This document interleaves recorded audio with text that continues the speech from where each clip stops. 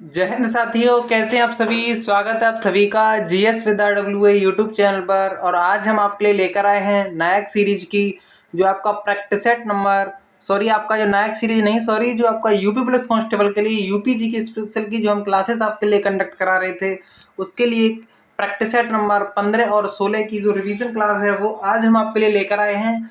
तो बड़े ही ध्यान से इस क्लास पर पूरा फोकस आपका होना चाहिए। यूपी पुलिस री एग्ज़ाम जल्द होने की संभावना है, तो आप सभी लोग क्लासेस से जुड़े रहिए और अपने यूपी पुलिस कांस्टेबल के लिए यूपी जीके की जो क्वेश्चंस की सीरीज है उसे आप जरूर से कवर करते रहिए। तो चलिए, उससे पहले यदि आप चैनल पर नए हैं तो चैनल को जरूर से सब्सक्राइब कर लें। अगर आपने वीडियो को अभी तक लाइक नहीं किया है तो वीडियो को लाइक और शेयर करना बिल्कुल भी ना भूलें। तो चलिए, पहला क्वेश्चन, आज की वीडियो का जो पहला प्रश्न है उसकी स्टार्टिंग करते हैं ज़्यादा समय न गवाते हुए। तो जो पहला प्रश्न है वो है आपका कि जो 1937 के जो प्रांतीय चुनाव हुए हैं उनमें संयुक्त प्रांत में कुल कितनी सीटें थीं। तो उसमें 228 सीटें देखने को मिलती हैं। जो 1937 का प्रांतीय चुनाव हुआ था उसमें प्रधानमंत्री कौन थे, तो गोविंद वल्लभ पंत देखने को मिलते हैं, और वित्त मंत्री रफ़ी अहमद किदवई देखने को मिलते हैं।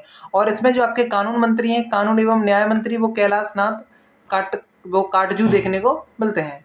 अगला प्रश्न है, प्रश्न नंबर आपका 2 है कि 1920 में जो उत्तर प्रदेश कांग्रेस का जो प्रांतीय सम्मेलन हुआ था वो कहाँ पर हुआ था। तो मुरादाबाद में हुआ था। इसके अध्यक्ष भगवान दास देखने को मिलते हैं। जो यूपी की जो कांग्रेस समिति थी उसका 1921 में राजनीतिक सम्मेलन हुआ, ये कहाँ पर हुआ था, आगरा में हुआ था। अगला जो आपका पॉइंट है, जो आपके डॉक्टर बी आर अम्बेडकर जो पुलिस अकादमी है वो भी आपकी मुरादाबाद में देखने को मिलती है। और मुरादाबाद कहाँ देखने को मिलता है, तो रामगंगा नदी के किनारे स्थित देखने को मिलता है। अगला प्रश्न है, प्रश्न नंबर 3, सर्वाधिक कागज उद्योग किस जिले में, तो मुजफ्फरनगर में देखने को मिलते हैं।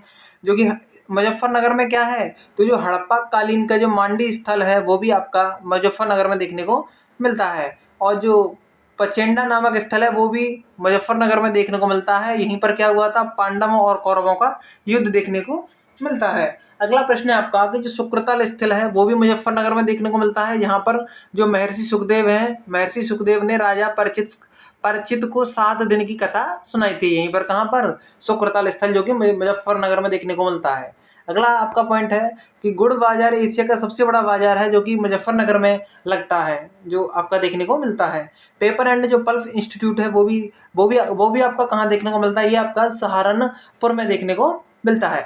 अगला प्रश्न है, प्रश्न नंबर 4 है कि उत्तर प्रदेश का बुंदेलखंड जो एक्सप्रेस वे है वो जो चित्रकूट है उससे होकर किस जिले तक ये जाता है। तो चित्रकूट से इटावा तक जाता है क्या, जो बुंदेलखंड एक्सप्रेस वे वो। इसमें ये कहाँ कहाँ होकर जाता है, तो ये आपका चित्रकूट से बांदा के बाद महोबा के बाद हमीरपुर के बाद जालौन के बाद औरैया के बाद इटावा में जाकर ये खत्म होता है। इसकी जो टोटल दूरी है वो 296 किलोमीटर देखने को मिलती है, और ये 4 लाइन देखने को मिलता है। अगला प्रश्न है आपका, प्रश्न नंबर 5 है, किस जिले में जटायु संरक्षण एवं प्रजनन केंद्र, तो ये आपका महाराजगंज में देखने को मिलता है। मयूर संरक्षण केंद्र आपका वृंदावन मथुरा में देखने को मिलता है। लायन सफारी पार्क इटावा में देखने को मिलता है, और नाइट सफारी पार्क लखनऊ में, जो कि निर्माणाधीन है, यानी कि अभी ये बन रहा है। अगला प्रश्न है आपका, प्रश्न नंबर 6 है, राही मोबाइल ऐप ये किससे जुड़ा हुआ है, तो उत्तर प्रदेश की रोडवेज है उनसे ये जुड़ा हुआ है। भीतरी स्तंभ लेक गाजीपुर में देखने को मिलता है। लो लार्क जो कुंड है वो आपका वाराणसी, और जो मणि पर्वत है वो अयोध्या में, और पंचमेल आपका फतेहपुर सीकरी आगरा में देखने को मिलता है। इससे जो आपका अगला प्रश्न है, प्रश्न नंबर 8 है आपका कि मेहंदी बाग कहाँ पर अवस्थित देखने को मिलता है, तो ये झांसी में देखने को मिलता है। झांसी में आपका और क्या क्या है, तो ये कंप्लीट डिटेल झांसी के लिए, तो बंगरा जो पहाड़ी है वो झांसी में है। बुंदेलखंड का द्वार, ये द्वारा नहीं है, ये द्वार है, क्या है, द्वार है। तो द्वार कहाँ पर है, ये बुंदेलखंड का द्वार है आपका झांसी में है। महादेव मंदिर बरुआ सागर ये कहाँ पर है, झांसी में है। लक्ष्मी चाल झांसी में है। कैथोलिक चर्च झांसी में देखने को मिलता है। और 7 मार्च 1954 को ईस्वी को ब्रिटिश साम्राज्य में मिलाया गया था झांसी। अगला जो है आपका भारतीय चारागाह एवं चारा अनुसंधान केंद्र कहाँ पर है, झांसी में देखने को मिलता है। अगला जो प्रश्न है आपका, जो डॉक्टर संपूर्णानंद संस्कृत जो विश्वविद्यालय वाराणसी में देखने को मिलता है। और केंद्रीय हिंदी जो शिक्षण मंडल है वो कहाँ है, आगरा में देखने को मिलता है। हिंदी के लिए क्या लागू हुई है, वही सब आग लगी हुई है पूरे देश में। हिंदी आगरा, आग से आपका हिंदी के लिए क्या है, आग लगी हुई, यानी कि आगरा। अगला है आपका डॉक्टर जो शकुंतला मिश्र विश्वविद्यालय वो कहाँ पर है, लखनऊ में देखने को मिलता है। चौधरी चरण सिंह जो विश्वविद्यालय वो मेरठ में देखने को मिलता है। अगला प्रश्न है आपका, जो चूका बीच है ये नामक जो पर्यटन स्थल है, यानी कि जो चूका बीच है ये एक पर्यटन स्थल है, और ये कहाँ देखने को मिलता है, तो ये पीलीभीत में देखने को मिलता है। कहाँ देखने को मिलता है? पीलीभीत में देखने को मिलता है। और पीलीभीत में क्या आपका छोटा पंजाब पीलीभीत को कहा जाता है। बांसुरी के लिए प्रसिद्ध देखने को मिलता है। गोमती नदी का उद्गम पीलीभीत से होता है और फुलहर झील भी आपका पीलीभीत से देखने को मिलती है। गौरी शंकर मंदिर आपका पीलीभीत में, लग्गा भग्गा जंगल क्षेत्र आपका पीलीभीत में और राजा वेणुका किला आपका पीलीभीत में देखने को मिलता है। अगला प्रश्न आपका प्रश्न नंबर 11 है कि 2011 की जो जनगणना है उसमें सबसे कम दशकीय वृद्धि किस जनपद की है?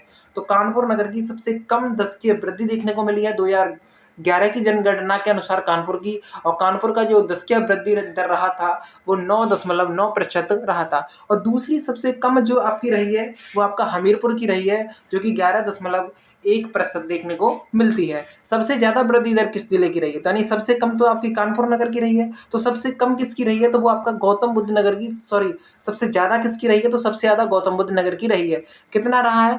49.1% रहा है। उत्तर प्रदेश की जो 2001 से 2011 की जो दशकीय वृद्धि दर है वो आपका कितनी रही है? तो 20.22% देखने को मिलती है, जिसमें आपका पुरुषों के लिए ये कितना रहा है? तो 9.31% रहा है और महिलाओं के लिए 21.23% रहा है, यानी कि 2-3% रहा है। अगला प्रश्न है आपका प्रश्न नंबर 12 है कि किसान समृद्धि जो आयोग है उसका गठन 2017 को किया गया था और जो पिछड़ा वर्ग आयोग का गठन है वो 9 मार्च 1993 को, और मानवाधिकार आयोग था, राज्य मानवाधिकार आयोग, ये 2002 में बना। इसकी स्थापना 4 अप्रैल को हुई थी, 4 अप्रैल 1996 को हुई थी और गठन कब हुआ था? 2002 को हुआ था। अगला प्रश्न है आपका कि जो राज्य सूचना आयोग है वो 2005 में बना था। अगला प्रश्न है कि उत्तर प्रदेश के किस जनपद में भारतीय कॉर्पोरेट प्रौद्योगिकी संस्थान है? तो ये मिर्जापुर में देखने को मिलता है।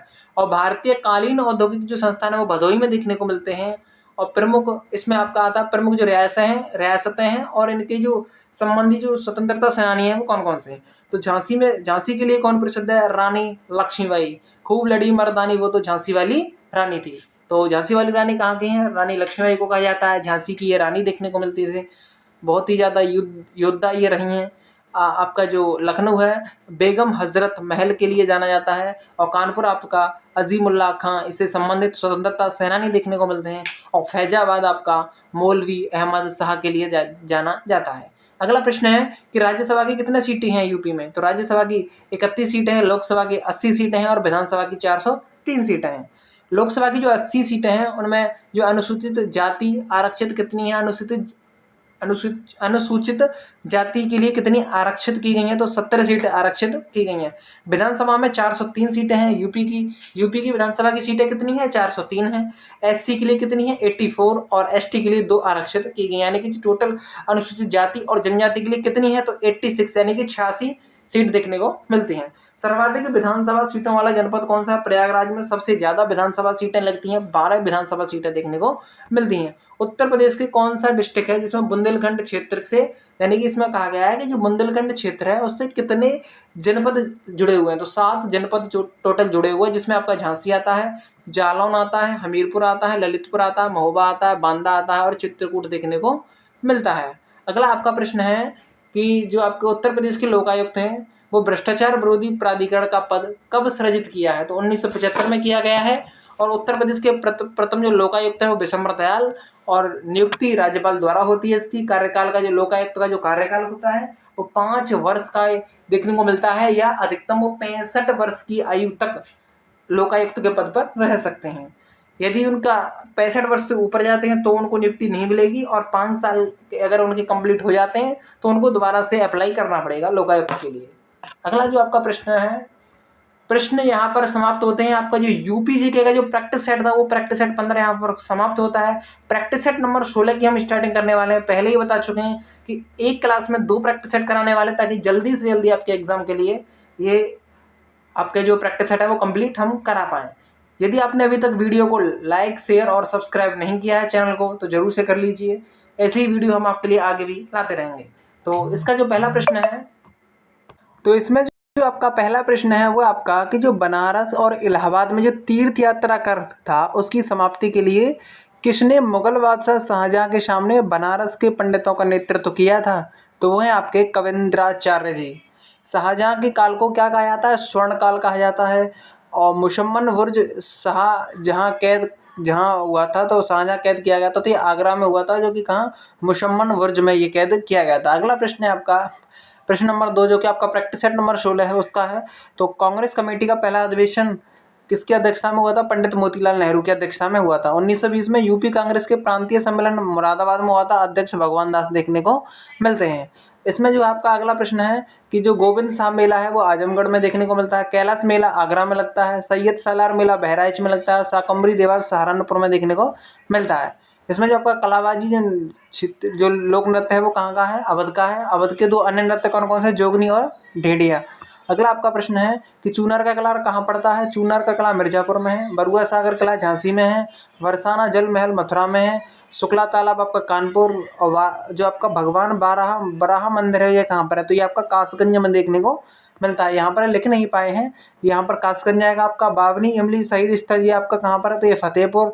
और कनक भवन आपका अयोध्या में देखने को मिलता है। और इसमें जो आपका सप्त मातृका की जो प्रतिमा है, सप्त मातृका यानी मातृका की जो वो है आपका कन्नौज देखने को मिलता है। और बाबा सोमनाथ मंदिर आपका देवरिया में देखने को मिलता है। अगला प्रश्न है आपका कि अमेरिका की जो कंपनी है स्मिथ एंड वेपन ये कंपनी है और ये उत्तर प्रदेश के किस जिले में पिस्टल कारतूस का निर्माण करेगी? तो ये अलीगढ़ में करेगी। अलीगढ़ का नया नाम क्या है? हरिगढ़ है।